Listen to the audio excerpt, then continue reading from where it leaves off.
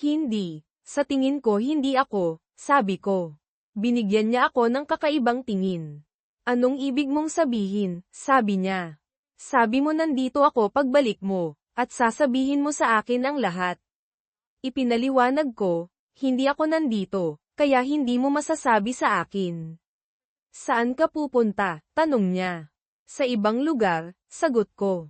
Nagpout siya. Anong ibig mong sabihin? Sa ibang lugar. Wala kang pakialam, sabi ko. Parang bata ka kung umasta, sabi niya. Mag-mature ka na. 21st century na. Nagbago na ang mga bagay. Nagbago ka na. Sumang-ayon ako, nagbago ako, pero hindi naman masyado, maliban sa kaunting uban sa aking balbas. Parang malaki ang pinagbago mo, at hindi sa magandang paraan. Tiningnan niya ang kanyang sarili, na kasing ganda pa rin tulad ng dati. Anong ibig mong sabihin? May kinikita kang isang tao para sa hapunan, at hindi mo sasabihin sa akin ang kanyang pangalan. Parang pagbabago yan sa akin. Wala yun, sabi niya. Mas mahal kita kaysa dati. Hindi yan nakakaapekto sa nararamdaman ko para sa iyo. Hindi ko masasabi ang pareho, sabi ko sa kanya. Isang oras ang nakalipas, mas mahal kita kaysa dati, pero ngayon ang nararamdaman ko ay mas maraming pagkasuklem kaysa pag-ibig. Mukha siyang nasaktan. Nakakadismaya yan. Ganyan ang buhay, sabi ko. Lagi akong nadidismaya. Kahapon, sa golf course, inaasahan kong maka-85 pero nauwi ako sa 87. Bakit ka nagsasalita tungkol sa golf? Nakakabigo itong laro, sabi ko. Binanggit mo ang pagkabigo, kaya ibinahagi ko ang sarili kong anekdota. Nakakainis sa kanya ang aking ugali. Sabihin mo kay Barnes na aalis ako sa loob ng 20 minuto, sabi niya. Seryosohin mo ako at subukang umunawa. Ako, seryoso ako sa iyo, sabi ko. Iyon ang problema. Napagtanto kong hindi ka seryosong tao. Nasugatan ang kanyang pride. Wala akong ideya kung bakit mo sinabi yan, sagot niya. Barnes, aalis na ako. Makikita mo, walang magbabago sa atin. Gagawin kitang labis na masaya. Hindi mo pa namamalayan, pero mangyayari yun. Nagkakamali ka, sabi ko. Saan ako nagkakamali? Tanong niya. Na walang magbabago. Lahat ay nagbago. Ang aking saloobin sa iyo ay nagbago. Paano na sina Sylvia at Beck? Anong iisipin nila tungkol sa paghihiwalay ng kanilang mga magulang? Anong kalokohan yan, Barnes? Hindi tayo magdidiborsyo. Ang ginagawa natin ay walang kinalaman sa kanila. Sang-ayon ako, hindi sa hindi magdidiborsyo, na bahagi, kundi sa walang kinalaman sa kanila, na bahagi. Sa kasamaang palad, ito ay tungkol sa nangyayari sa pagitan mo at ng isang lalaking hindi pinangalanan. Pinagugulo mo ang mga bagay, sabi niya.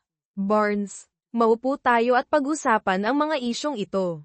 Hindi tayo uupo, sabi ko. Aalis ako. Mas mahalaga ito kaysa sa anumang plano mo.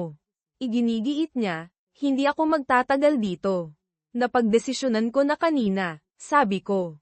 Mukha siyang handa ng makipagtalo. Collins, huli na ang lahat.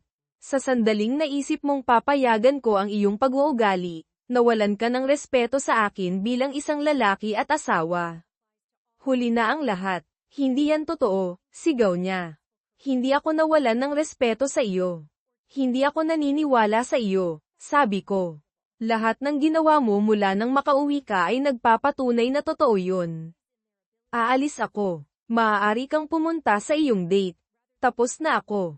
Kinuha ko ang aking jacket, pataka, at mga susi, naglakad papunta sa pinto, at umalis. Hinabol niya ako pero hindi umabot sa oras. Nagmaneho ako paalis habang binubuksan niya ang pinto at lumabas. Nagpa siya akong bisitahin si Beck.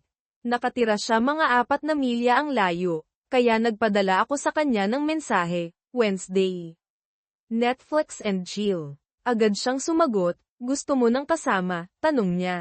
Nagpadala siya sa akin ng puso.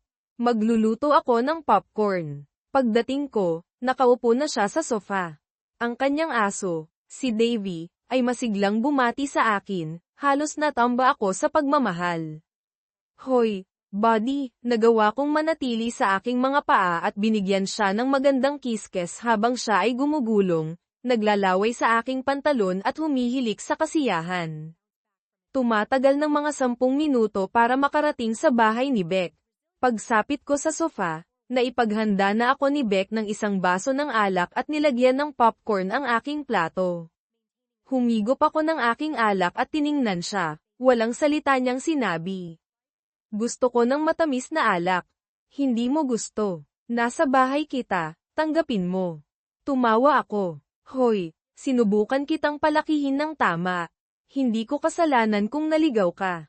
Pinunasan niya ang himulmol sa aking pantalon, ibinato ang isang plaid sa aking mga binti, at sumiksik. Anong ginagawa ni Mommy? Tanong niya. Hindi ako sigurado, sabi ko. Binigyan niya ako ng nagtatakang tingin. Kakaiba yan? Oo, sang-ayon ako. Anong problema, Dad? Anong ibig mong sabihin na hindi ka sigurado? Pag-uwi ko galing sa trabaho, sabi niya may pupuntahan siyang date.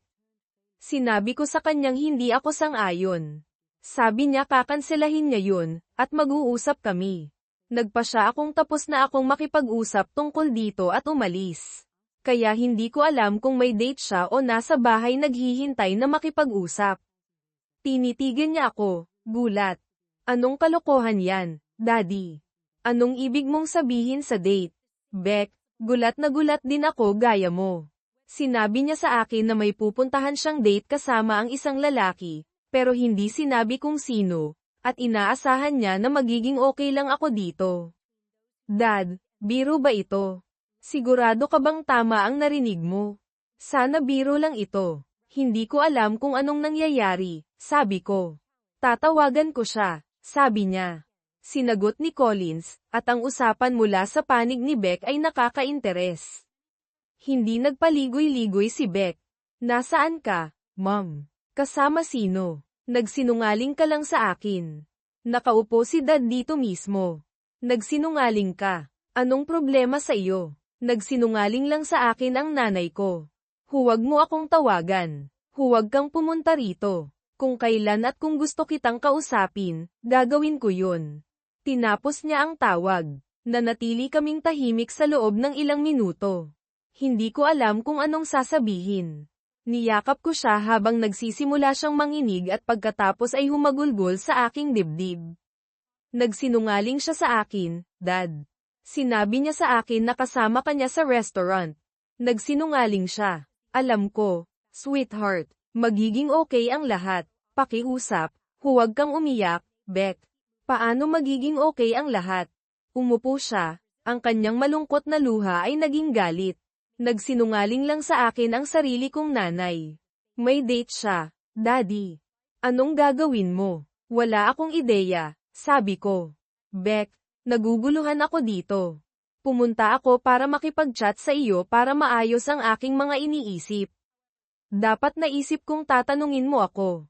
Pasensya na, hindi mo kasalanan. Kumuha siya ng tisyo, pinunasan ang kanyang mga mata, at suminga. Tiningnan niya ako, pagkatapos ay humiga sa ibabaw ni Davy, na humihilik bilang pagtutol. Pagkatapos ng ilang minuto, bumalik siya sa akin, sumiksik sa kanya. Laging pinapakalma ako ni Davy, sabi niya, niyayakap ka laging pinapakalma ako. Sinabi ko sa kanya, mas mabango ka kaysa kay Davy. Humadyak-jak siya. Ew, medyo mabaho. Kausapin mo ako, Daddy. Saan nanggaling to? Anong nangyayari sa pagitan ninyo ni Mom? Anong gagawin mo? Ako, gusto kong sumagot, pero hindi ko alam. Gulat ako. Sa loob ng 1 minuto, naupo siya sa katahimikan. Dapat nating tawagan si Sylvia, sabi niya. Kinuha niya ang kanyang cellphone. Hoy, nasaan ka? Kailangan kitang pumunta rito ngayon din. Hindi. Napakahalaga nito. Magkikita tayo mamaya. Nasa Straps siya, sabi ni Beck. Club yun malapit dito. Kailangan niyang sumakay ng Uber. Kumain kami ng popcorn at uminom ng alak, nag-uusap ng mahina tungkol sa maaaring nangyayari kay Collins. Dumating si Sylvia mga 20 minuto ang nakalipas. Binati niya si Davy at pagkatapos ay sumama sa amin sa sofa. Si Sylvia, na 3 taon mas matanda kaysa kay Beck, ay palaging malapit sa kanyang kapatid. Si Beck ay isang maliit na blonde tulad ng kanyang ina, habang si Sylvia ay mas matangkad, na may buhok at mga mata ng kanyang ina, isang bahagyang mas malaki at mas madilim na bersyon niya. Niyakap niya kaming dalawa. Anong nangyari? Tanong niya.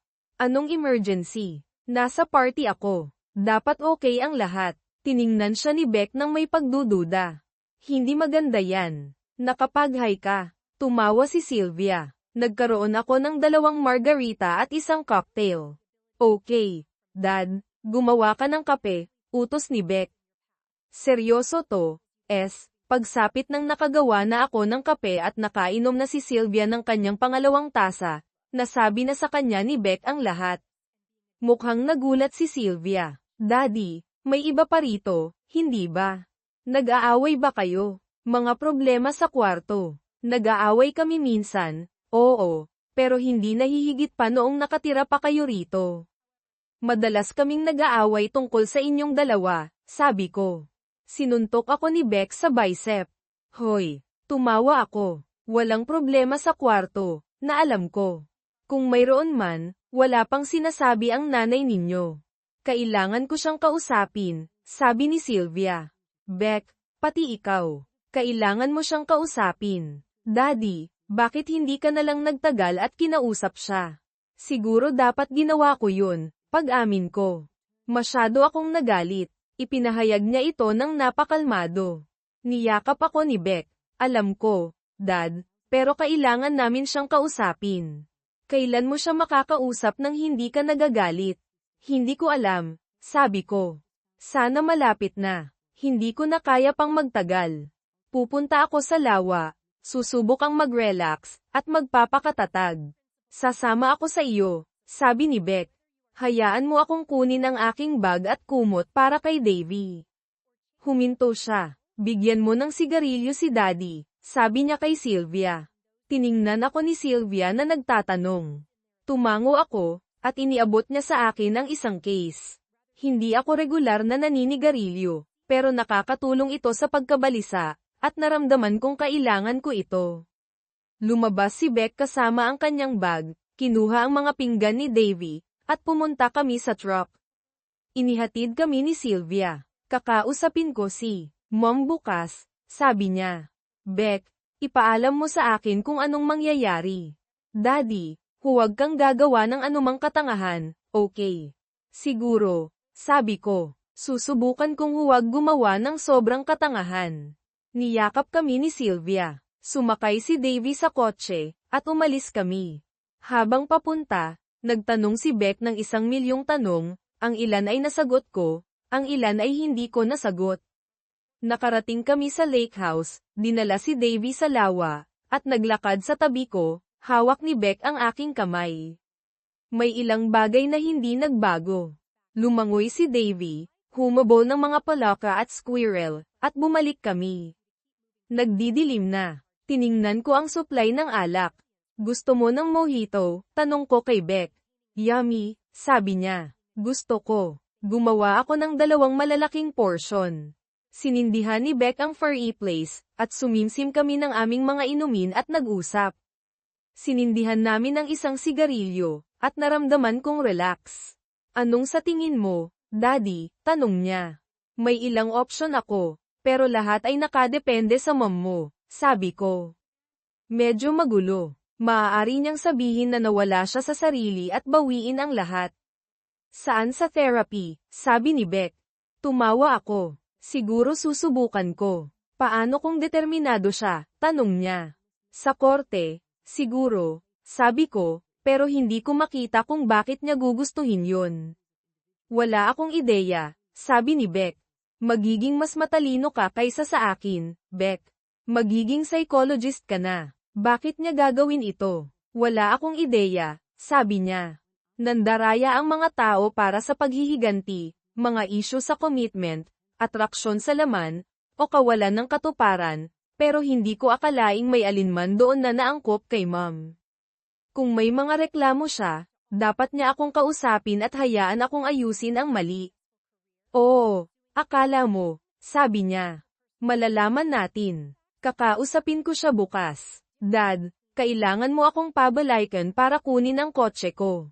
Nakakagulat, nakatulog ako ng mahimbing. Nanood ako ng mga video hanggang sa nakatulog ako. Bumangon ako, nagbihis, dinala si Davy sa labas, at naglakad-lakad siya sa loob ng 1 oras. Pagbalik namin, gising na si Beck. May makakain ba tayo, Daddy? Tanong niya. Hindi talaga, honey. Kinailangan naming huminto habang papunta rito. Okay lang, sabi niya. Maaari mo akong ilabas para mag-almusal. Gusto ko ng French toast sa Gaze. Deal. Iniwan namin si Davy sa bahay, halos tulog. Pagkatapos ng malaking almusal, nag-usap kami tungkol sa hypothetical situations, school, aking trabaho, mga kalokohan ni Davy, at ang kanyang internship. Pagkatapos makuha ang kanyang mga gamit at si Davy, dinala ko siya pauwi. Bumalik ako sa lawa, umupo sa porch, at nanood ng mga bangka. Nakaramdam ako ng lungkot, na-miss ko si Collins at ang mga panahong nakaupo kaming magkasama na walang ginagawa. Na-miss ko si Beck at maging si Davy.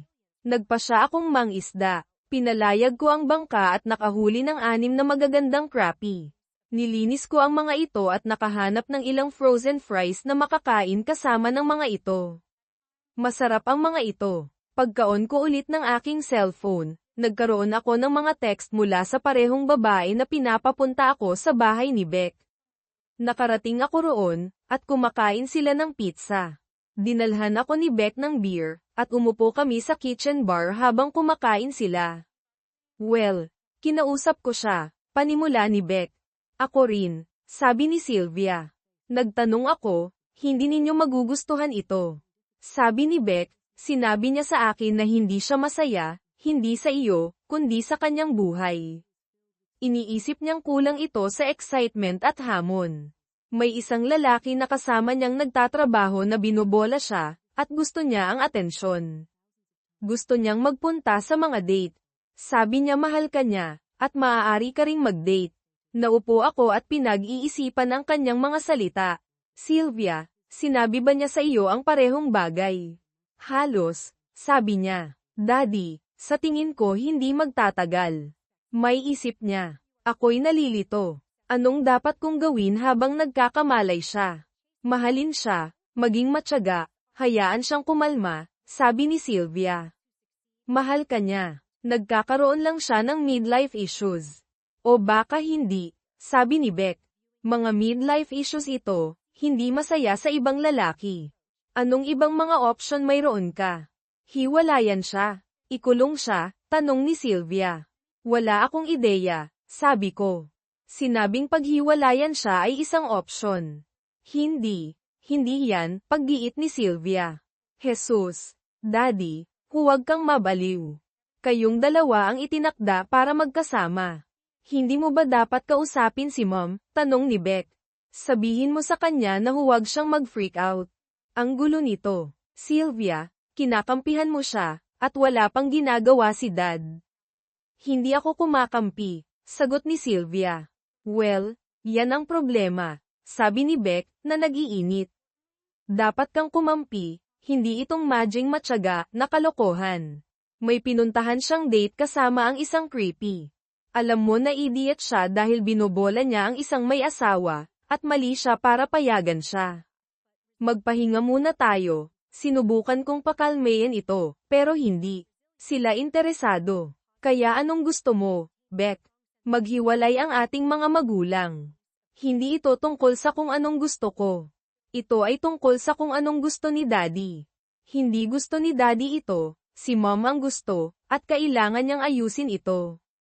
Maaari niyang makuha kung anong gusto niya, pero hanggang sa maayos ang kanyang ulo, ang aking relasyon sa kanya ay nakadepende sa kung anong gusto ko. At anong gusto mo? Tanong ni Sylvia. Gusto kong makita siya ng kaunti hanggat maaari at hindi ko siya marinig. Kaya didiktahan mo ang aming relasyon kay Mom. Hindi ako nagdidikta ng anuman. Kung hindi mo makita na kasalanan ito ni Mom, Kung gayon mayroon kang parehong problema na mayroon siya. Wow, huwag nating hayaan itong lumala. Sinubukan kong yakapin sila. Pinayagan ako ni Beck, pero kinuha ni Sylvia ang kanyang bag at tumakbo palabas ng pinto. Pinanood namin ni Beck siyang sumakay sa kotse, i-on ang mga headlight, pagkatapos ay eye-off, lumabas, at sa wakas ay umalis. Sobrang galit ako sa kanya ngayon, sabi ni Beck. Galit na galit.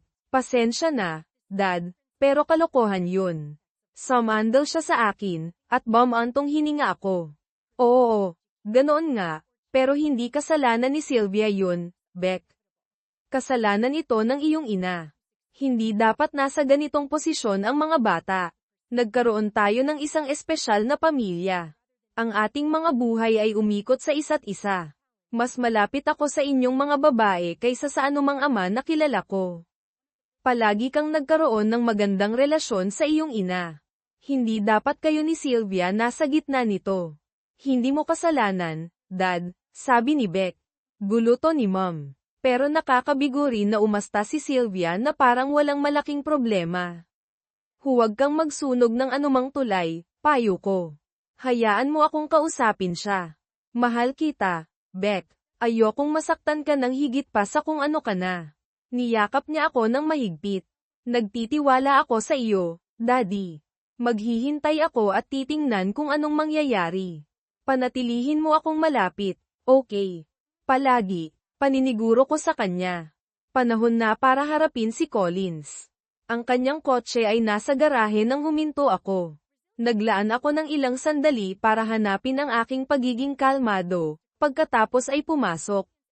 Nakaramdam ako ng buhol sa aking tiyan at kumuha ng isang baso ng gatas para pakalmayan ito. Lumabas si Collins mula sa kanyang opisina, na mukhang kasing sama ng nararamdaman ko. Hi, sabi ko. Natutuwa akong nakabalik ka na. Malayo pa ako sa pagiging okay, sabi ko sa kanya. Alam ko, gusto kong panatilihin ang aking sarili na ligtas. Gusto mo bang mag-usap? Tumango ako. Dito, o sa living room. Maging komportable tayo, sabi ko. Nagbuhos siya ng kanyang sariling juice, at kumuha ako ng ilang wheat cakes. Umupo kami sa sofa, isang talampakan ang layo, na hindi karaniwan para sa amin. Nagkaroon ng pag-alit na vibe. Gusto kong humingi ng tawad, Barnes, sabi ni Collins. Ginawa ko ang lahat ng mali. Kung sa tingin mo ay tungkol lang ito sa mismanagement, sinasayang natin ang ating oras, sabi ko. Hindi ko maintindihan, sabi niya. Walang paraan na mapapagan mo ang pagsasabi sa akin na may pupuntahan kang date, naiintindihan mo ba yun?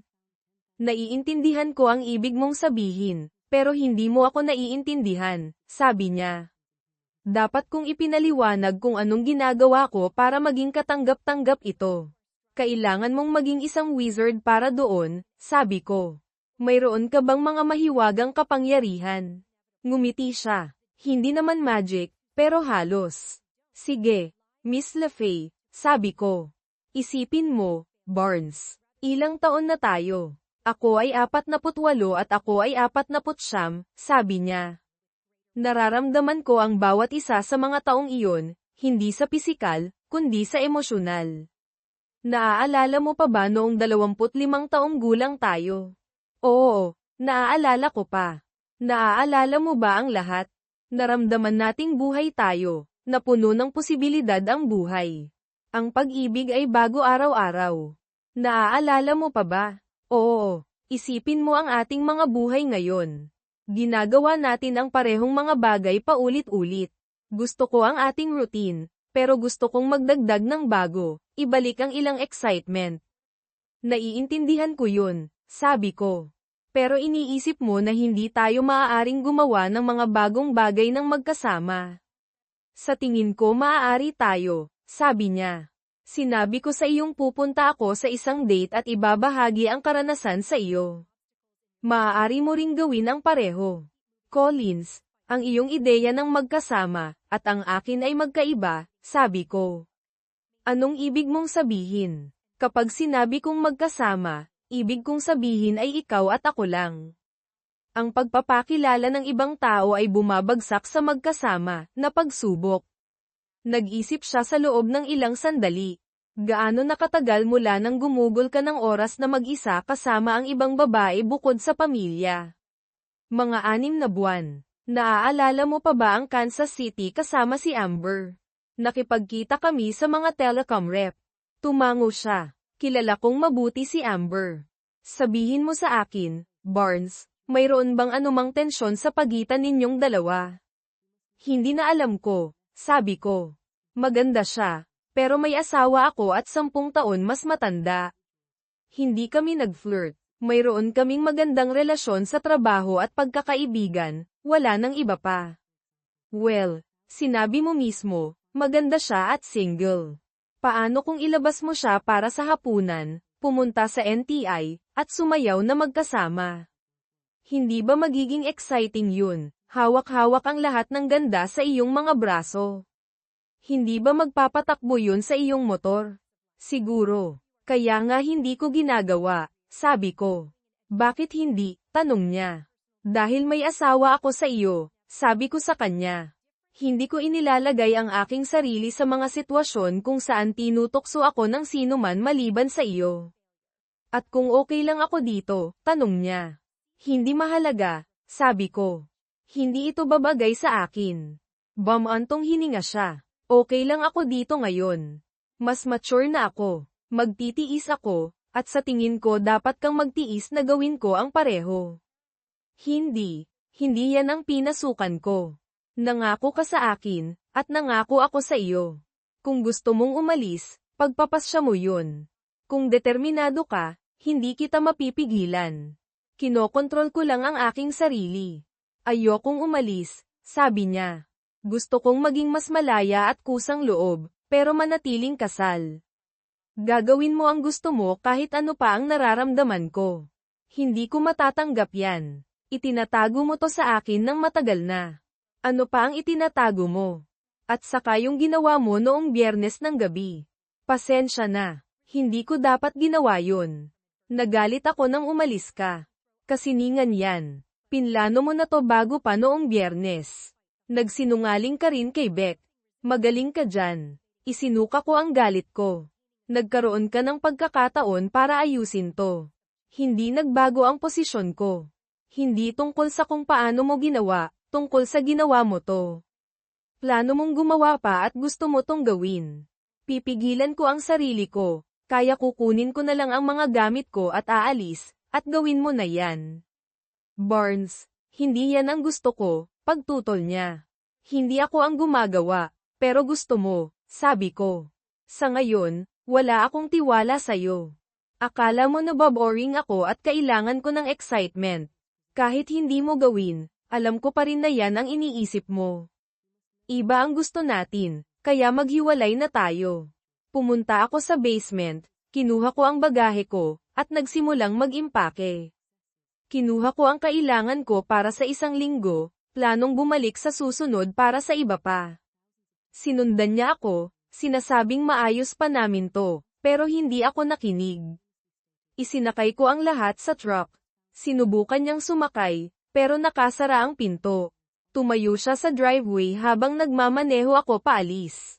Nakakalungkot. Mahal ko siya at parang nawalan ako ng kalahati ng puso ko. Hindi ko makita ang paraan pasulong. Huminto ako sa grocery store para ilihis ang atensyon ko, pero ang pagpunta sa lawa ang nagpaalala sa lahat. Binuksan ko ang isang podcast pero walang naintindihan. Nang dumating ako, ipinasok ko ang mga gamit ko sa loob. Tulala, naisip kong kausapin ang mga babae pero pagod na pagod ako. Pagkalipas ng 1 oras, tumunog ang telepono ko. Si Sylvia. Hi, honey, sabi ko. Nasaan ka? Daddy, tanong niya. Nasa lawa ako. Nasaan ka? Nasa bahay niyo ako. Tumawag ang nanay mo at pinapunta ako. Tumawag si Beck. Sandali lang, si Beck to. Tatawagan kita ulit. Sinagot ko si Beck at sinabi kong tatawag ako ulit. Pagkatapos ay tinawagan ko ulit si Sylvia. Natutuwa akong kasama mo ang nanay mo. Isang balisa si nanay, Dad. Dapat nandito ka kasama siya, hindi ako. Alam ko, Sylvia, mahirap to. Gusto mo bang pag-usapan natin sa telepono? Tumahimik siya ng 1 minuto. Hindi. Siguro hindi. Babalik ka ba? Babalik ka ba? Hindi. Hindi ako babalik. Ipaliwanag ko kapag nakita kita. Hindi maganda. Pero siguro yun na yun, sabi niya. Kailangan kong magtrabaho. Hindi ako makakatagal dito. Dito ako matutulog. Pero sobrang busy ako sa trabaho. Hindi ko alam kung bukas. Nagtratrabaho rin ang nanay mo. Hindi mo yun problema. Gawin mo ang kailangan mong gawin. Matatanda na kami ng nanay mo. Suminghal siya, halatang sobrang galit. Sobrang sorry, Sylvia. Alam kong mahirap to para sa'yo. Mahal kita. Ikaw ang unang anak ko, at palagi kang magiging espesyal sa akin. Napabuntong hininga siya. Mahal din kita, Daddy. Bye. Pinakalma ko ang sarili ko at tinawagan ulit si Beck. Hi, honey, okay ka lang? Daddy, tanong niya. Magiging okay ako. Okay ka ba? Pareho tayo, sabi niya. Siguro nasa lawa ka. Oo, gusto mo bang lumabas? Sasabihin ko sa'yo kung ano ang nangyari. Nakaimpake na ako, sabi niya. Online ang lahat ng klase ko ngayong linggo, pero kailangan kong magtrabaho sa Miyerkules at Huwebes. Pwede ba akong manatili ng 1 linggo? Hindi mo kailangang magtanong. Gugugulin ko ang bawat segundo kasama ka, sabi ko sa kanya. Alam kong nandyan ako sa loob ng 1 oras. Nakapaghanda na ako, sabi ko habang naglalabas ng pagkain. Narinig ko ang pagbukas ng sliding door, at ang pagkatok ng mga kuko ni Davy. Inaamoy niya ang pagkain, kaya binigyan ko siya ng pagmamahal at ang taba na tinanggal ko sa pork chops habang naghuhugas ako ng kamay. Niyakap ako ni Beck mula sa likuran. Niyakap ko rin siya pabalik. Ang bango, sabi niya. Hindi, Davy. Pinunasan niya ang bibig nito at pinakalma. Nagsimula kaming kumain. Sa tingin ko hindi naging maganda, sabi niya. Hindi. Marami siyang paliwanag. Nauwi sa nabob o-ring siya at gusto niyang maging bata ulit. Fine, sabi niya na umiirap. Kung nakikita mo si nanay bilang isang kliyente, ano ang sasabihin mong problema sa kanya? Hindi ko siya ituturing na kliyente, pero kung may lumapit sa akin na may kwento niya, sasabihin kong depressed sila, nahaharap sa pagbabago. Walang midlife crisis. Akala ko totoo yun. Hindi yun diagnosis. Transitional period yun. May mga taong nararamdaman ang kanilang mortalidad at nagsisimulang gumawa ng mga hanggal na bagay para mapanatili ang ilusyon na immortal sila. Wow! Sino ang mag-aakalang ang baby ko ay sobrang talino? Ngumiti siya. Oo, ako nga. Huwag mong kalimutan. Sa tingin mo dapat ba siyang magpatingin sa therapist? Sasabihin ko sa kanya, pero hindi ako makikialam. Naiintindihan ko. Sorry na nasangkot ka dito. Hindi mo kasalanan, sabi niya. Naaawa rin ako sa'yo. Malalagpasan natin to. Oo, wala tayong ibang pagpipilian. Dumating si Sylvia noong Martes ng gabi. Gumawa si Beck ng potato salad, at nag-ihaw ako ng hamburgers. Kumain kami sa porch. Dad, gulo-gulo si nanay, sabi ni Sylvia. Oo, halos ganun na nga. Anong gagawin mo? Tanong niya. Gusto niyang umuwi ka. Nangako siyang kalilimutan ang lahat ng to. Nakikita niya ang pinsalang nagawa niya at nagsisisi siya. Sigurado ako, sa isang banda. Anong ibig mong sabihin? Sa isang banda. Mahirap ipaliwanag. Kailangan ko ng 1 minuto.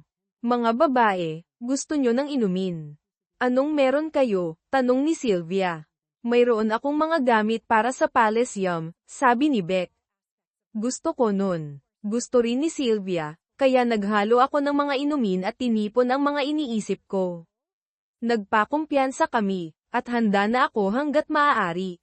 Sylvia, nakikipag-date ka pa rin ba sa lalaking yun, dickwit, tukso ni Beck? Tumawa si Sylvia. Hindi. Napagtanto kong isa siyang tanga. Mayroon akong bagong boyfriend na nagngangalang Richard. Oh, my God, tumawa sila ng malakas. Sinubukan ko ulit. Kung sinabi ni Richard sa'yo na naboboring ka, ano ang mararamdaman mo? Hindi maganda. Hindi ako boring. Hindi ka boring. Pero kung nararamdaman niya yun, makikipagtalo ka ba sa nararamdaman niya? Nakikita ko ang ibig mong sabihin, sabi niya. Beck, hindi mo gusto ang passes. Sylvia, hindi mo gusto ang nyog. Ganyan kayo nararamdaman. Mag-iiba ba ang pakiramdam nyo kung sabihin ko sa inyo? Hindi. Sabi ni Beck. Talaga bang sinabi ni nanay na naboboring ka? Hindi sa mga salitang yun. Marami siyang sinabi tungkol sa kung gaano kasaya ang buhay noon, kung paano tayo nakakulong sa isang rut, at gusto niyang ibalik ang excitement na yun. Nararamdaman mo ba yun, Dad? Tanong ni Beck. Siguro konti, sabi ko. Alam kong hindi na ako 25, pero gusto ko ang ginagawa natin. Kung hindi, gagawa ako ng ibang bagay. Wala akong nakikitang mali dyan, sabi ni Sylvia. Ano ang sinabi ni nanay na gusto niyang gawin? Iba't ibang bagay, pero hindi kasama ako. Gusto niyang habulin ng ibang mga lalaki at gusto silang i-date. Oh, my God, sabi ni Beck. Paano ko hahawakan to? Pwede ko bang sabihin sa kanyang mali siya? Hindi pwedeng pagtalunan ang mga damdamin. Bigla bang lilito ang excitement? Hindi. Sabi ni Beck. Honey, talagang naniniwala ka bang bigla lang to pumasok sa isip niya noong Biyernes? Matagal na niyang iniisip to at walang sinabi sa akin. Alam ko, sabi ni Beck. Ako rin, dagdag ni Sylvia. Dad, kung mag-therapy siya at magbago ang isip niya, maayos niyo ba? Umiling ako. Akala niya pwede niya lang sabihin sa akin na magde-date siya, at okay lang ako. Sobrang walang respeto yun. Lumubog si Sylvia sa upuan. Alam ko, Dad. Paano kung talagang nagsisisi siya? Sabi niya. Nagsisisi siya na hindi niya sinabi sa akin ng mas maayos, hindi sa paggawa nito. Kakausapin ko siya. Sabi ni Sylvia. Beck, pwede ka bang tumulong? Kung papayag siyang magpatingin sa therapist, gagawin ko, kung hihingi siya ng tulong, sabi ni Beck, pero kailangan niyang gustuhin ito mismo. Umalis si Sylvia na hindi masaya. Nagpatuloy kaming mag-usap ni Beck sa kanya, ngunit tinanggihan ni Collins ang therapy at binanggit lamang ang couples counseling. Akala ni Beck magiging walang saysay ito maliban kung matugunan ang kawalan ng kasiyahan ni Collins. Handa ka na ba rito? Tanong ni Beck. Hindi. Hindi ako interesado sa ibang mga babae o ibahagi siya sa ibang mga lalaki, sabi ko. Tinanong ni Sylvia, paano kung isipin mo na break ito at makipag-ugnayan sa ibang mga babae? Pagkatapos, kapag naayos na ni nanay ang sarili niya, pwede kayong bumalik sa normal. Pwede ba? Tanong ko. Paano kung sa loob ng ilang taon? Naboboring na naman siya. Bukod pa rito, wala akong kakilalang hot chicks, kahit gusto ko man, at walang naghihintay sa labas. Tumawa silang pareho. Mukha kang maganda para sa edad mo, sabi ni Sylvia. Kung naghahanap ka, wala kang magiging problema. Hindi ako interesado, sabi ko. Hindi. Sylvia, hindi ko kaya. Nadidismaya ka ba, sa isang banda? Oo, sabi niya. Ayaw ko kapag hindi kayo magkasama ni nanay, pero nirerespeto kita sa pagkilala sa sarili mo at sa pagpapanatili sa iyong mga moral. Salamat. Pagkatapos ng 2 buwan na walang pagbabago, naghain ako ng diborsyo. Tumawag agad si Collins. Sobrang layo na nito, Barnes. Dinidiborsyo mo ba ako? Wala kang dahilan para gawin yun. Ano ang sasabihin mo sa judge? Hindi ko kailangang sabihin sa kanya. Yun ang kahulugan ng no-fault divorce. Ano ang sasabihin mo sa iba? Nagkaroon kami ng hindi pagkakaunawaan, at diniborsyo mo ako. Wala akong sasabihin sa kanila. Wala silang pakialam. Pupunta ako doon. Kailangan nating mag-usap bago maging huli ang lahat. Gusto mo bang magluto ako ng hapunan sa Biyernes ng gabi? Oo, perpekto yun. Tinapos ko ang hapunan nang marinig kong bumukas ang pinto. Inis ako na basta na lang siyang pumasok. Pareho naming pag-aari ang lake house, pero hindi ako pumupunta sa bahay namin sa bayan kapag nandoon siya. Kinukuha ko lang ang mga gamit ko kapag wala siya sa trabaho. Mukha siyang kasing ganda pa rin, pinapabilis pa rin ang pulso ko sa kabila ng pagod ko. Ibinato niya ang pataka niya sa upuan at lumapit. Gusto niya akong yakapin at halikan. Nagawa kong yakapin siya, pero sobra na ang halik. Mukha siyang nasaktan, pero ako rin, sa magandang dahilan. Anong maitutulong ko sa'yo? Tanong niya. Handa na ang lahat. Kung gusto mo, pwede mong maghain ng lamesa habang kinukuha ko ang mga pinggan. Inilatag namin ang pagkain, nagbuhos ng alak, at nagsimula siya. Ayokong magdiborsyo, Barnes. Bakit hindi? Tanong ko. Dahil mahal kita at gusto kong gugulin ang buhay natin ng magkasama, sabi niya. Pero bakit? Hindi ka masaya, tandaan mo. Hindi ko sinabing hindi ako masaya, sabi niya. Malinaw mong ipinahayag ang iyong kawalan ng kasiyahan. Hindi mo ako naiintindihan. Sapat na ang kasiyahan ko. Gusto ko lang dagdagan ang kasiyahan natin sa pamamagitan ng pakikipag-date sa ibang mga lalaki. Hindi ako komportable doon. Ang simpleng sagot ay diborsyo. Pwede kang magsaya kasama ang ibang mga lalaki, at hindi ako maiinis. Hindi ko maintindihan. Gusto kong manatiling kasal at magsaya kasama ang ibang mga lalaki. Tinapos namin ang hapunan at lumipat sa sopa. Ganon na yun, tanong niya. Kahit mahal kita at pinili kita, ayaw mo akong pakasalan. Oo, Collins, tama yun. Tumingin ka sa akin, Barnes, sabi niya. Umakyat siya sa kondongan ko, hinahalikan ako ng madamdamin. Sa isang sandali, nawala ako sa mga sensasyon, ngunit pagkatapos ay tumigil ako sa pagtugon. Dahan-dahan siya at tumigil. Anong nangyari? Tanong niya. May nakilala ka bang iba? Tanong ko. Alam ko na ang sagot. Barnes, magde-date ka ba? Siguro, sabi ko. Gusto kong maging kasal. Sa tingin ko hindi yun boring. Pwede ba akong maging isa sa mga babaeng dine-date mo? Siguro, pero hindi pareho ang nararamdaman ko sa'yo. Siguro titigil ako sa pagiging galit, pero hindi ako maghihintay. Tumayo siya, kinuha ang pataka niya. Sabihin mo sa akin kung magbabago ang isip mo, sabi niya, at umalis. Nasa korte ang diborsyo, at humingi ng counseling ang abogado niya. Ipinaliwanag ng judge na kailangan niyang i-schedule ito kung hilingin ng isang partido. Hindi ko gagawin to, sabi ko sa abogado ko. Alamin mo, hindi ko kaya. Ito ang batas. Paano kung bawiin natin ang petisyon para sa diborsyo? Uutusan pa rin ba niya ito? Nagulat siya. Hindi. Sa tingin ko hindi niya kaya. Yan ba ang gusto mo? Oo, gawin mo, sabi ko. Nagulat ang lahat, at mukhang nagmamagaling si Collins. Pagkatapos ng mga paglilitis, sinabi ko sa kanya, hindi ako pipiliting gumawa ng kahit ano. Hanggat hindi mo tapos to, huwag mo akong kontaken. Hindi na kita kakausapin kung yan ang gusto mo. Nalaglag ang panga niya, at umalis ako. Sinubukan niya akong kausapin sa loob ng 2 buwan, kahit sa pamamagitan ni Sylvia. Lumala ang relasyon ni Beck sa nanay niya, na nagdulot ng tensyon sa pagitan ni Beck at Sylvia. Sinubukan ni Collins na pumunta sa lake house, pero pinalitan ko ang mga kandado. Pumunta pa siya sa trabaho ko, at kinailangan ko siyang paalisin. Pagkatapos ng 2 buwan, sumuko siya at sinabi kay Sylvia na hindi na siya maghahanap ng counseling. Kung gusto kong magdemanda, ginawa namin, pumunta sa parehong judge, at hindi tinutulan ang diborsyo.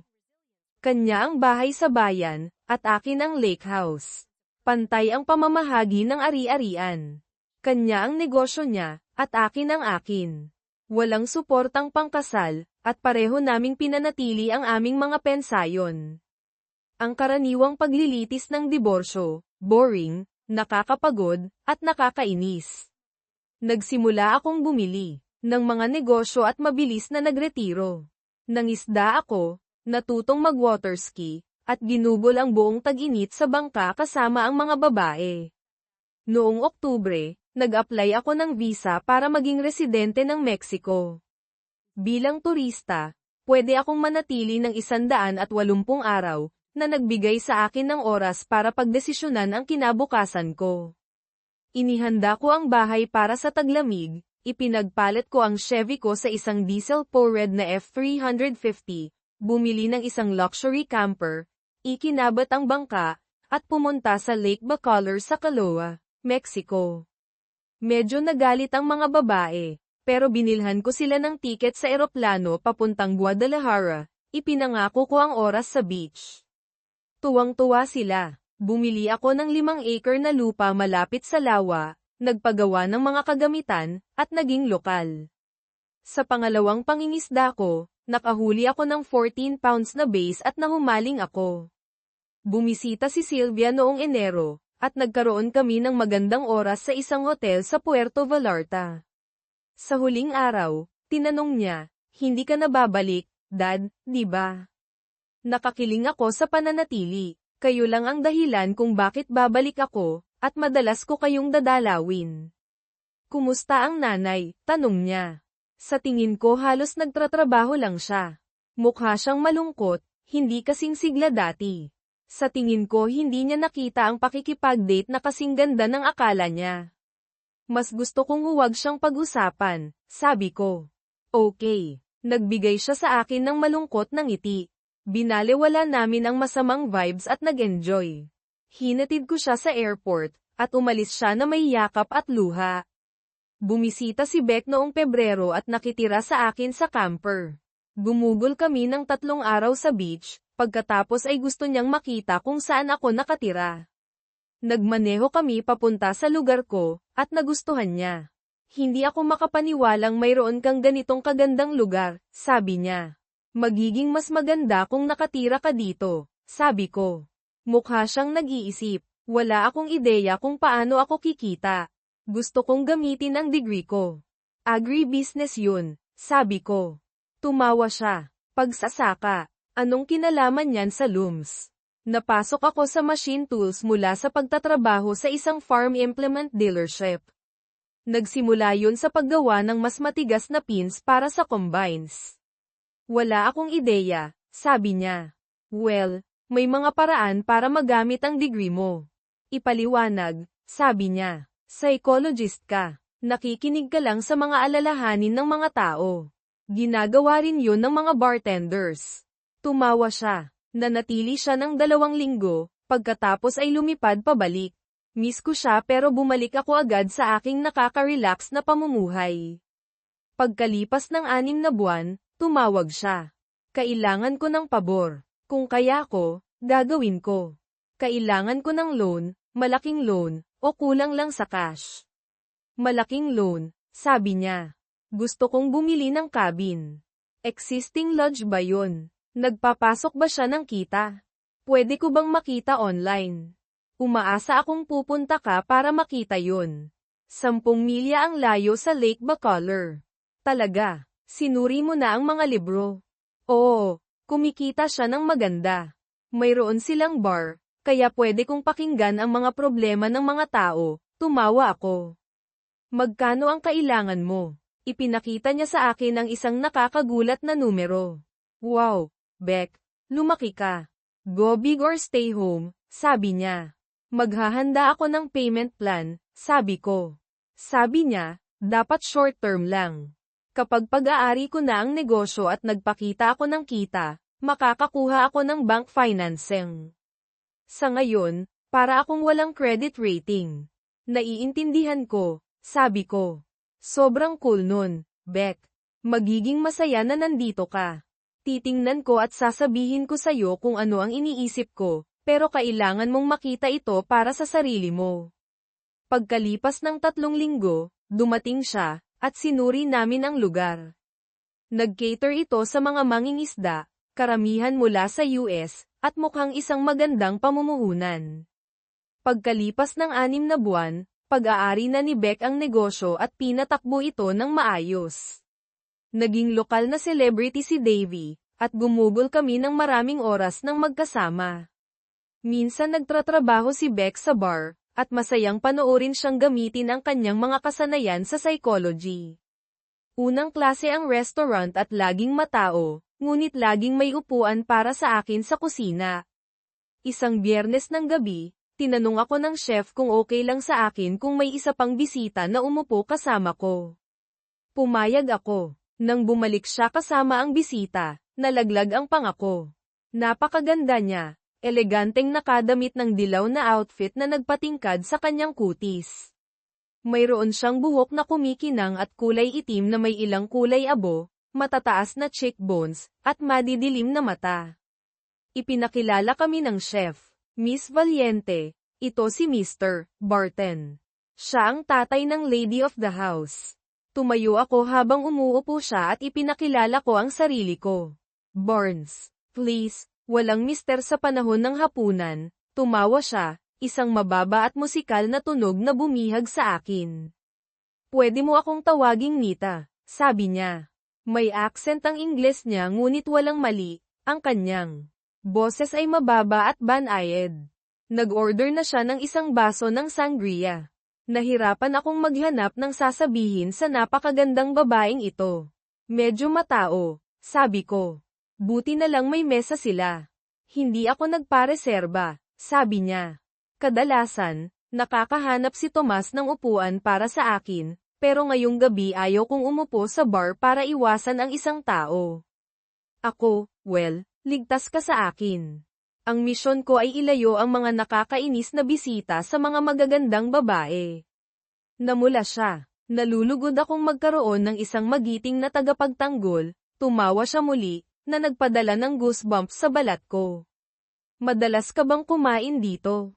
Oo, tulad ng sinabi ni Thomas, pag-aari ng anak ko ang lugar na to, at kahit marunong akong magluto, mas gusto kong pumunta dito. Ah, Sweet Beck. Sabi niya.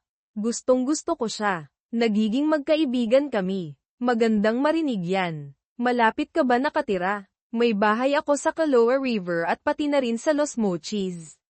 Medyo mobile ako, Nita.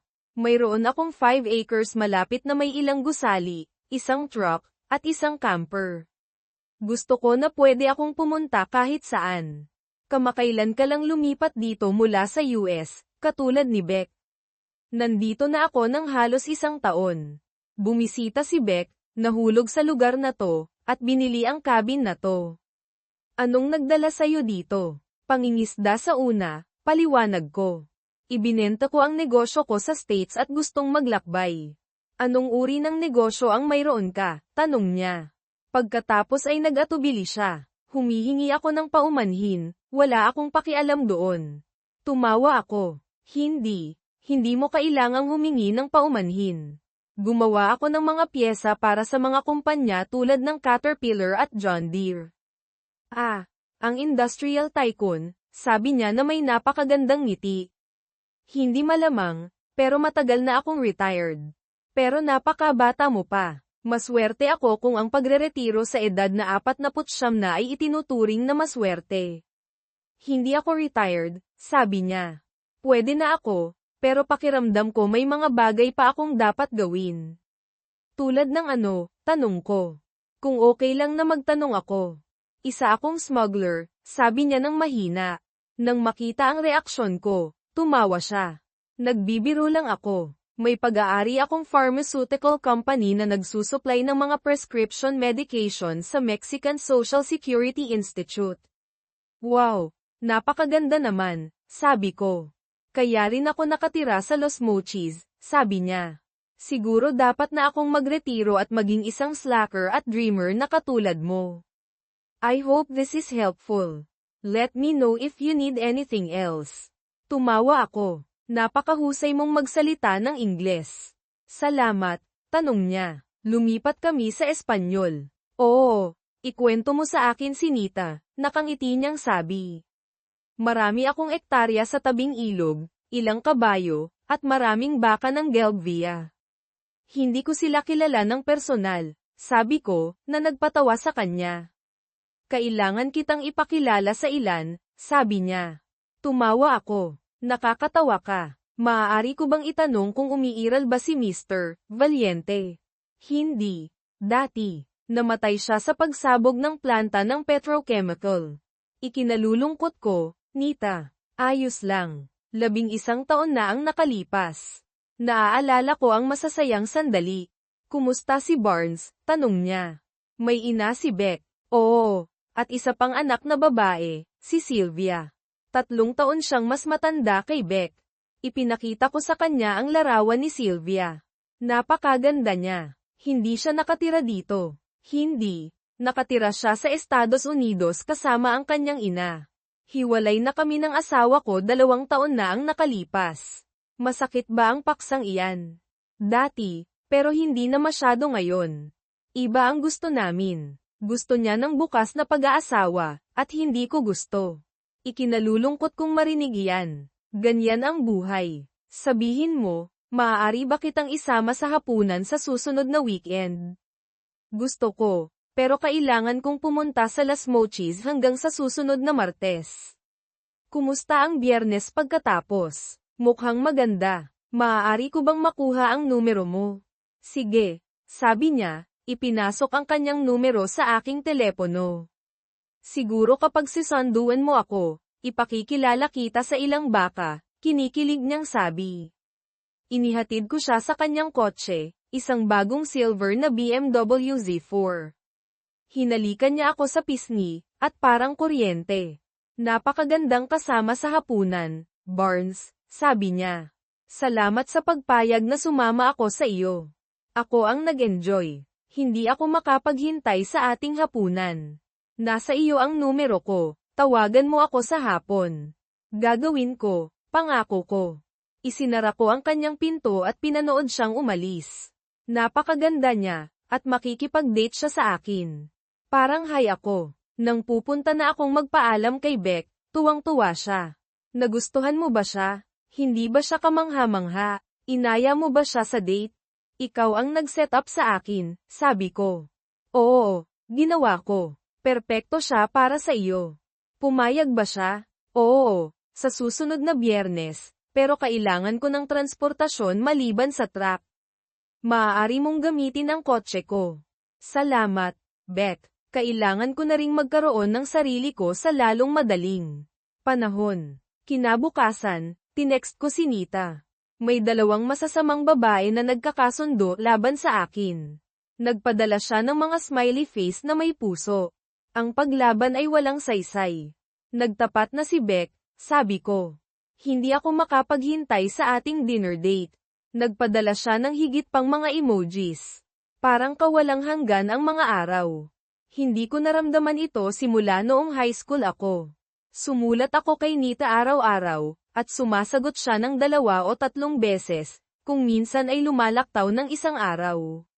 2 beses kaming nag-usap sa telepono. Ang pakikipag-usap sa kanya ay isang bagong karanasan. Nagpapalit-palit siya sa pagitan ng Espanyol at Ingles, na nagkukwento sa akin tungkol sa kanyang araw. Parang magkaibigan na kami magpakailanman. Nang makabalik siya, tumawag siya, at lumaki ang excitement. Minaneho ko ang kotse ni Beck sa halip na ang truck para sa aming unang date. Sinusundan ang mga direksyon, narating ko ang isang gated path na walang bahay na nakikita ngunit nakakita ng isang call button. Hola, S. Barnes, sagot ng boses ni Nita, na tumatawa. Bumukas ang gate, at nagmaneho ako sa isang mahabang driveway papunta sa isang malaking mansion sa isang bangin na may napakagandang tanawin ng ilog. Isang batang babae ang nagbukas ng pinto. Napakaganda niya, mga 12 o 13, at ipinakilala ang kanyang sarili bilang Pia, anak ni Nita. Ikinagagalak kitang makilala, Pia, sabi ko sa Espanyol. Kamukha mo ang iyong ina. Nagsasalita ka ba ng Ingles? Oo, nagsasalita ako ng Ingles, Espanyol, at Pranses, sabi niya, namumula. Mas marunong ako ng Ingles kaysa sa Pranses. Sigurado akong magaling ka sa lahat ng iyon. Gusto kong isama ang iyong ina sa hapunan. Ayos lang ba sa iyo? Tiningnan niya ako ng kritikal. Oo, napakagiliw mo para sa isang mas matandang lalaki. Tumawa ako. Bolero ka, at hindi ako matanda. Kinikilig siya. Sigurado akong mahal na mahal mo si Beck. Ganoon din, sabi ko, hawak ang kanyang kamay. Inihatid niya ako sa isang malaking open space. Ito si Zeneta, Ipinakilala niya ang mas matandang babae. Inaalagaan niya ako sa bahay kapag wala si mama. Gusto mo ba ng inumin habang naghihintay kami? Ano ang iminumungkahi mo? Tanong ko. Umiinom ako ng lemonade. Mayroon din kaming mga juice at adult beverages. Mukhang masarap ang lemonade, at tawagin mo na lang akong Barnes. Sige, Barnes lang, sabi niya, na kumikislap ang mga mata sa pagtawa. Nagbuhos siya ng lemonade, at dinala namin ang mga baso sa living room na may sliding glass doors na bumukas sa isang porch at isang mahogany deck na tinatanaw ang ilog at lambak. Gusto ko dito, sabi ni Pia. Umupo tayo at mag-usap. Hindi ka nabanggit ng iyong ina, sabi ko. Siguro nahihiya siyang magkaroon ng isang kahanga-hangang anak na babae. Hindi niya sinasabi sa sino man ang tungkol sa akin dahil sa takot na mas magugustuhan nila ako kaysa sa kanya, biro ni Pia. Tumawa kami habang si Zeneta, nagdala ng higit pang lemonade. Salamat, Zeneta, sabay naming sabi, na nagpakilig muli kay Pia. Nagnanakaw ka ng mga iniisip ng ibang tao, sabi niya. Lahat ng tao sa paligid ko ay nakasuot ng tinfoil hats, biro ko. Baka mayroon kami. Dapat ko bang babalaan ang aking ina? Hindi. Kailangan kong malaman kung ano ang iniisip niya upang mapasaya siya. Magandang plano iyan, sabi niya. Ito ang unang date ko sa loob ng maraming taon, sabi ko. Kailangan ko ang anumang kalamangan na makukuha ko.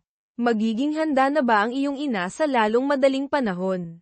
Gusto niyang gumawa ng isang entrance. Bababa siya sa lalong madaling panahon. Salamat, P. Narinig ko ang boses ni N, mababa at paos, at lumingon para makita siyang bumababa sa hagdan. Napakaganda niya sa isang simple, eleganteng puting linen dress na may puntes sa neckline, sleeveless at tan na platform sandals. Nakasuot siya ng malapad na puting sombrero at nag-pose para magpakita ng impresyon. Kita mo, binawi ako ni Pia sa aking pagkatulala. Napakaganda mo, Mama. Hindi ka ba sumasang-ayon, Barnes? Nilinaw ko ang aking lalamunan. Oo, Nita, napakaganda mo. Ngumiti siya. Nakilala mo na ba ang Preol? Oo, at napakasarap, Pia. Sana makita kita madalas. Ikaw ay isang kaakit-akit na babae. Tinapos ko ang aking lemonade at lumapit kay Nita. Hindi mo nabanggit ang maliit na kagandahang ito. Gusto kong maging sorpresa siya. Alam kong mahal mo ang iyong mga anak na babae, at gusto kong mahalin mo ang sa akin. Siya ang buhay ko, Barnes. Oo, nakikita ko iyan. Pumunta kami sa isang kalapit na restaurant na may masiglang kapaligiran. Napakasarap ng pagkain at musika, at sumayaw ako kasama si Nita, na isang kamanghamanghang mananayaw. Hindi malilimutan ang paghawak sa kanya sa isang mabagal na sayaw. Ang pagmamaneho pabalik sa kanyang lugar ay isang pagkalito ng kaligayahan. Sa kanyang pinto, hinalikan niya ako, at ito ay nakuryente. Bago ako umalis, inanyayahan niya akong isama si Beck at gumugol ng isang araw kasama siya at si Pia sa susunod na Sabado. Tinawagan ako ni Sylvia noong Martes ng hapon. Dad, kailan ako maaaring tumambay kasama mo at ni Beck? Kumusta ang walong ngayong gabi? Naghahapunan kami sa bahay ni Beck. Sige, maaari mo ba siyang tanungin at padalhan ako ng snap? Sige, may mali ba? Hindi, kailangan lang kitang makausap. Kailangan din kitang kausapin palagi. Mahal kita, Sylvia. Mahal din kita, Daddy. Ayos lang kay Beck, at nasa living room niya kami nang tumawag si Sylvia. Pagkatapos ng karaniwang pag-uusap, sinabi niya, Dad, Beck, ayaw kong tumira dito nang wala kayo. Pagod na akong makipag-date sa mga tanga, ayaw ko sa trabaho ko, at ginugulo ako ni Mama.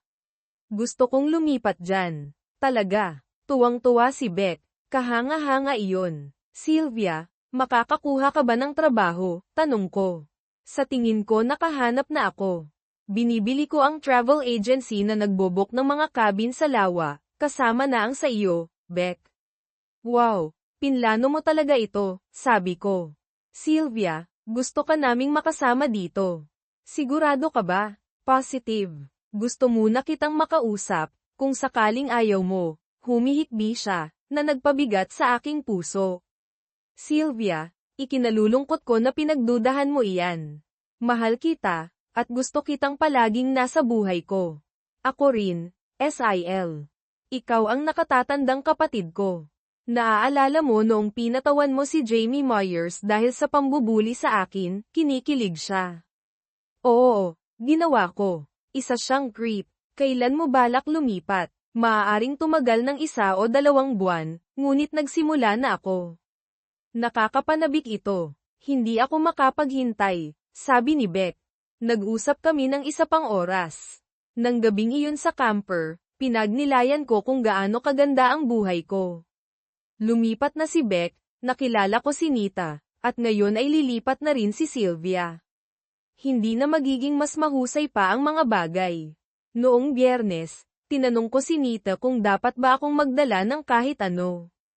Sabi ni Beck, napakasarap ng ginagawa mong piko. Dalhin mo iyan. Bumili ako ng mga sariwang sangkap at gumawa ng isang malaking mangkok. Noong Sabado, isinama namin ang truck sa bahay ni Nita. Naisip ko kung ano ang iisipin ni Nita at Pia dito. Malinaw na hindi sila mahirap, at hindi rin ako, ngunit gusto ko ang aking pagpili ng simpleng pamumuhay. Iisipin kaya nila na isa akong tramp? Malalaman natin. Tumakbo si Pia pagdating namin at niyakap si Beck, pagkatapos ay niyakap ako. Pupunta tayo sa ilog. Ginawa ni Mommy ang lahat para sa taco feast. Yum! Sabi ni Beck, halika sa loob.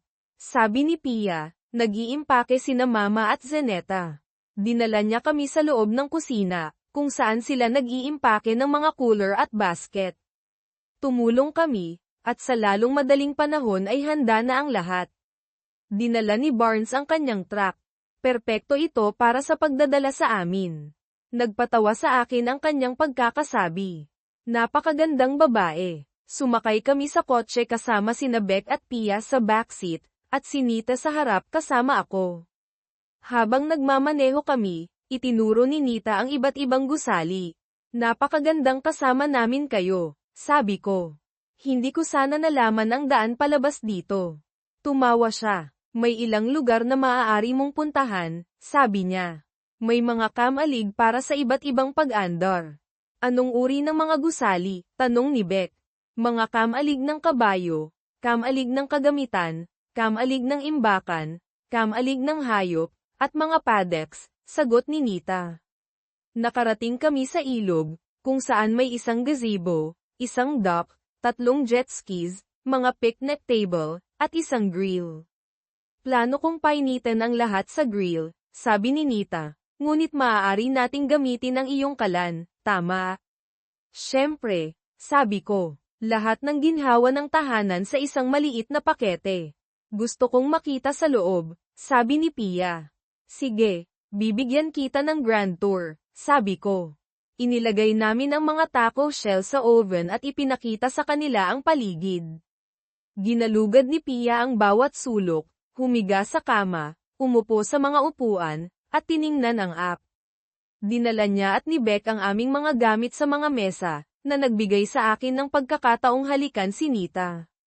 Tumugon siya ng isang madamdaming halik na nag-iwan sa aming dalawa na walang hininga. Hello, beautiful, sabi ko. Hindi ako makapaghintay na gawin iyan. Ako rin, bulong niya. Bumalik sina Beck at Pia, at naghanda kami ng tanghalian. Pinuri ng lahat ang aking piko, at nagkwentuhan kami ng 1 oras bago iminungkahi ni Pia ang jet skiing. Nagpalit ng swimsuit ang mga babae, at nagsuot ako ng aking swim trunks. Mabilis naming inilunsad ang mga jet ski. Maaari ba akong sumama sa iyo, Barnes? Tanong ni Pia. Gusto ko iyan, sabi ko. Ikaw ang magmaneho, pagkatapos ay ako naman, at si Mom ang sasama sa iyo. Nang lumitaw si Nita at Beck sa kanilang mga bikini, sandali akong natigilan. Si Nita ay lalong napakaganda. Nahuli niya ang aking tingin at namula. Handa na? Tanong niya. Sumakay kaming lahat sa mga jet ski. Nanguna si Nita, at naglakbay kami sa upstream ng mga 5 milya. Itinuro niya ang isang bangin na may isang lubid na nakakabit sa isang puno. Pinatay namin ang mga makina. Gusto mo bang mag-swing sa lubid? Tanong niya. Tuwang-tuwa si Pia. Oo, napakasaya, sabi niya. Mag-swing ka sa itaas ng ilog at mahuhulog sa malalim na tubig. Nagpa siya akong subukan ito. Hinawakan ni Nita ang jet ski habang umaakyat kami sa tuktok ng bangin. Sino ang gustong mauna? Tanong ko. Si Beck ang dapat mauna, pagpapas siya ni Pia. Hinawakan ni Beck ang lubid at nag-swing sa ilog, nahulog sa tubig at lumitaw muli na may malaking ngiti. Oh my God, Daddy, kamangha-mangha iyon. Kailangan mong subukan. Sumunod si Pia, nagpaikot-ikot sa hangin at lumangoy pabalik tulad ng isang otter. Sumunod si Nita ng maganda, pagkatapos ay ako na. Nakakatakot ang taas, ngunit pinilit kong tumalon. Nakakapanabik ang swing, at bumulusok ako sa malamig na tubig. Masaya iyon. Pinanood namin ni Nita habang 3 beses pang sumubok sina Beck at Pia. Nagpa siya si Pia na gusto niyang magmaneho. Nagmaneho kami pabalik, iniahon ang mga jet ski sa tubig, at umupo sa araw na may malamig na inumin. Nang papalapit na ang gabi, nag-impake kami at bumalik sa bahay. Nagpasalamat kami sa kanila para sa isang napakagandang araw, at nagpalipas ako ng hapunan. Kumusta ka, Daddy? Tanong ni Beck. Mabuti naman. Medyo pagod. Ang araw at tubig ay talagang nakakapagod. Hindi iyon ang ibig kong sabihin. Ang ibig kong sabihin, tungkol kay Nita at Pia. Si Pia ay isang maliit na manika. Imposibleng hindi siya magustuhan. At si Nita, well, nagkaroon ako ng mga damdamin na hindi ko alam na mayroon ako. Pinapasaya niya ako sa pagiging malapit sa kanya. Maganda siya, mainit, nakakatawa, matalino, isang magaling na ina, at independyente. Siya ang lahat ng gusto ng isang lalaki. Alam ko, mukhang gusto ka rin niya. Sinabi niya sa akin na sa tingin niya maaari kang maging Thiwan. Isa lang ang maaaring maging Thiwan, sabi ko. Tumawa siya. Huwag mo lang guluhin. Naglaan ako ng maraming pagsisikap dito. Gagawin ko ang aking makakaya. Salamat, Beck. Ngayon kailangan mo ring mag-focus sa paghahanap ng pag-ibig. Gagawin ko. Naging abala ako sa trabaho, ngunit bukas ang aking mga mata. Niyakap ko si Beck at nagmaneho pa uwi. Nagsimula kaming magkita ni Nita ng 2 o 3 beses sa isang linggo. Kung minsan ay isinasama ko si Pia sa pangingisda o water skiing kapag wala si Nita sa negosyo. Nahulog ako sa pagmamahal kay Pia na parang sarili ko siyang anak. Pagkatapos ng 4 na buwan, lubos akong umiibig kay Nita. Kapag magkasama kami, ako ang pinakamasaya. Kapag magkahiwalay, palagi ko siyang iniisip at pinapangarap. Nagte-text kami palagi, at nagpadala siya sa akin ng mga larawan sa Snapchat. Naghahalikan kami sa katapusan ng bawat date, at gusto ko siya sa lahat ng paraan. Nag-iingat ako, dahil espesyal siya sa akin. Mahal din siya ni Beck at Sylvia. Ang 4 sa kanila sina Nita, Pia, Beck, at Sylvia ay madalas na gumugugol ng oras na magkasama, mayroon man ako o wala. Isang Lunes, tinawagan ko si Nita at tinanong kung gusto niyang pumunta sa Tulum para sa weekend. Agad siyang tumawag pabalik, na tuwang-tuwa. Talaga, hindi pa ako nakapunta doon, pero narinig ko na maganda ito at may mga Mayan ruins. Nasa Los Mochis siya, at iminungkahi kong lumipad mula doon. Kumusta si Pia? Tanong niya. Para lang ba sa ating dalawa, o mayroon kang plano para sa kanya? Plano kong isama siya at tingnan kung makakasama rin sina Beck at Sylvia. Isang pagdiriwang ng pamilya. Tahimik siya sandali. Barnes, lubos akong naantig na itinuturing mo kaming pamilya ni Pia. Matutuwa ako doon, at sana makasama rin sina Sylvia at Beck. Parang mga anak ko sila. Mahal na mahal ka nila ni Pia, sabi ko. Mahal mo ba ako? Tanong niya. Tumigil ako, pagkatapos ay sinabi, Nita, gusto kong sabihin sa iyo ang lahat ng personal. Oo, naiintindihan ko. Sorry sa pagtatanong sa telepono. Pag-uusapan natin sa Tulum, Tumawa ako. Tiningnan ko ang mga flight. Ang isa ay aalis ng 3 ng hapon. Magiging handa ka ba? Aayusin ko ito, sabi niya. Magmaneho ng maingat kasama ang aking mga anak na babae. Nakapunta sina Sylvia at Beck, at tuwang-tuwa si Pia. Umalis kami sa pagmamaneho kasama si Pia bilang aming DJ. Nagpalitan kami sa pagpili ng mga kanta, na tinutokso ang isa't isa tungkol sa aming mga pagpipilian. Sinundo namin si Nita at pumunta sa airport. Maayos ang flight, at ang talum ay kasing ganda ng ipinangako ni Sylvia. Ang aming hotel ay maluho at nasa tabing dagat. Noong Sabado, nag-enjoy kami sa beach at sa asul na tubig. Sa gabi, pumunta kami sa isang open-air restaurant. Isinama ni Beck at Sylvia si Pia sa isang beach party at ipinaalam sa amin na matutulog siya sa kanilang silid ngayong gabi. Naiwan kami ni Nita. Naglakad kami pabalik sa hotel, at hinayla ko siya ng mahigpit sa akin. Well, hindi iyon kainahinala. Sa tingin ko ay na-set up tayo, Nita. Tumawa siya. Sa tingin ko tama ka. Ayaw mo ba, Barnes? Hindi ako tutol, sabi ko. Gusto ko iyan, basta gusto mo. Masaya ako, sabi niya. Dinala ko siya sa aking silid, gumawa ng inumin, at umupo kami sa sofa na nakayakap sa akin. Nita, nagtanong ka kung mahal kita. Gusto kong malaman mo na mahal kita ng higit pa sa inaakala ko. Simula nang magkita tayo, wala akong ibang iniisip kundi ikaw. Pinupuno mo ang aking puso, isip, at buhay. Mahal na mahal kita. Tiningnan niya ako sa aking mga mata, ang kanyang malalim, halos itim na mga mata na puno ng emosyon. Nakakasaya iyan, sabi niya. Mahal kita, Barnes. Pagkatapos mamatay si Ali hindi ko akalain na kaya kong magmahal muli, ngunit ngayon ay mayroon nakita, at pagmamayari mo ang aking puso. Ang puso ko ay pagmamayari mo. Gusto kong ibigay sa iyo ang buong ako. Oh my God, Nita, gusto ko ito simula nang una kitang nakita, sabi ko.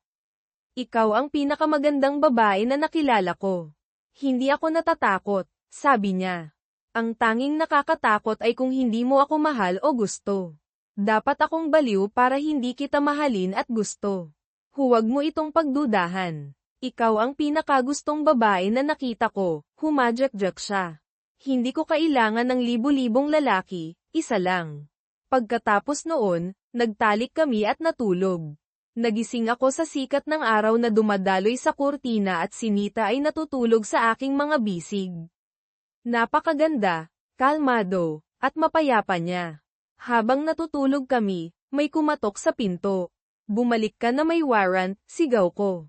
Si Beck iyon. Nagsuot ako ng aking robe, at hinayla ni Nita ang kumot sa kanyang sarili. Sumugod sina Beck, Sylvia, at Pia na may cart na puno ng almusal. Tumalon sina Beck at Sylvia sa kama kasama si Nita, na tumatawa at nag-uusap. Umupo si Pia sa aking kondongan, na umiikot ang kanyang buhok na kasing itim ng hating gabi sa paligid namin. Mahal mo siya, hindi ba? Tanong ni Pia.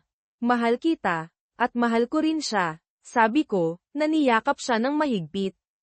Gusto kong maging anak mo, tulad ni Beck at Sylvia, sabi niya. Bumalong ang mga luha ng kaligayahan sa aking mga pisngi. Ikinararangal ko na nararamdaman mo ito, sabi ko. Susubukan ko ang aking makakaya upang maging lahat ng kailangan mo. Kasama ka ba, Ma'am? Tanong niya, para maging tunay tayong pamilya. Wala akong ibang gusto, sabi ko, pero kailangan ko munang makipag-usap sa iyong ina, tayong dalawa lang, at hindi pa ako handa ngayon. Yumuko ako at bumulong, wala akong singsing. Naiintindihan ko. Nag-almusal kami at pagkatapos ay nagmadali upang sumakay sa shuttle papunta sa mga Mayan ruins. Nakamamangha ang sight, mas pinasaya pa sa pagkakaroon ni Nita at Pia kasama ko. Lumipad kami pabalik noong Lunes ng umaga, pagod ngunit masaya. Inihatid namin si Nita, at dinala ko ang mga babae sa pagbili ng singsing. Nakakita kami ng isang mag-aalahas mula sa tribo ng Nahal na may malaking koleksyon ng mga bato. Pumili kami ng isang kulay kahel na fire opal na napapalibutan ng 4 na maliliit na brilyante. Sinabi ng mag-aalahas na maaari niya itong gawin sa loob ng 2 linggo at ipadala ito sa akin. Sinabi ko kay Nita na gusto kong bumalik sa gazebo sa tabi ng ilog. Mukhang alam niya kung tungkol saan ito ngunit sinabihan lang ako na pumunta. Tuwang-tuwa si Pia at kinailangang umatras sa kanyang silid upang maiwasan na ibunyag ito. Sa gazebo, lumuhod ako, at napahawak si Nita sa kanyang bibig. Nita, hindi ako magaling sa mga talumpati, ngunit mahal kita ng buong puso ko. Ayaw kong mabuhay nang wala ka at si Pia sa buhay ko. Papakasalan mo ba ako? Gagawin ko ang lahat upang matiyak na hindi mo ito pagsisisihan. Binuksan ko ang kahon, at inilahad niya ang kanyang kamay. Isinuot ko ang singsing, at sinabi niya, "Oo, Barnes, gusto kong maging asawa mo. Gusto kitang mahalin palagi." Hinangaan niya ang singsing. Hindi ako makapaniwala na nakakuha ka ng fire opal, ang aking paboritong bato. May nagsabi sa akin, sabi ko. Sa tingin ko kilala ko ang ibong iyon, sabi niya, na may mga luha ng kaligayahan sa kanyang mga mata. Pagbalik namin sa bahay, naghihintay na si Pia at tumakbo sa pagitan namin sa excitement. Hindi ako makapaniwala, ikaw ang magiging ama ko, Barnes. Sumabog siya sa pag-iyak, lumuhad ako at niyakap siya. Akala ko ay magpapasaya ito sa iyo, baby girl, nagdikit siya sa akin. Oo, ako lang, umaasa ako. Akala ko ay hindi na tayo makakahanap ng kahit sino. Nahanap mo ako, sabi ko sa kanya, hindi kita papakawalan, Pia. Kumapit siya sa akin at humikbi ng ilang minuto. Napakatindi, sabi niya. Tumawa ako. Masyado kang nakikipag-hangout kay Beck. Nagsisimula ka ng maging katulad niya, humadyak-jak siya. Tinuturuan niya ako ng maraming magagandang salita. Itinakda namin ang petsa ng kasal sa 5 ng Disyembre. Nang maglakad si Nita sa aisle na nakasuot ng ginto, ako ang pinakamasayang tao sa mundo. Sinabi niya na nakasuot na siya ng puti dati at gustong basagin ang tradisyon. Lumipat ako sa bahay niya. Ngunit pinanatili namin ang camper para sa mga bakasyon. Tinanggal ko ito sa truck, na ginamit namin para sa nilalayon nitong layunin. Hindi pa ako naging mas masaya. Ang tanging sagabal ay dumating sa aming 2 taon nang sabihin ni Sylvia na kailangan niyang makipag-usap. Nakaupo kami sa deck nang sabihin niya, gusto ni Mom na bumisita. Bumantong hininga ako. Sa tingin ko ay mangyayari na ito. Kailan siya darating? Para sa Pasko, sabi niya.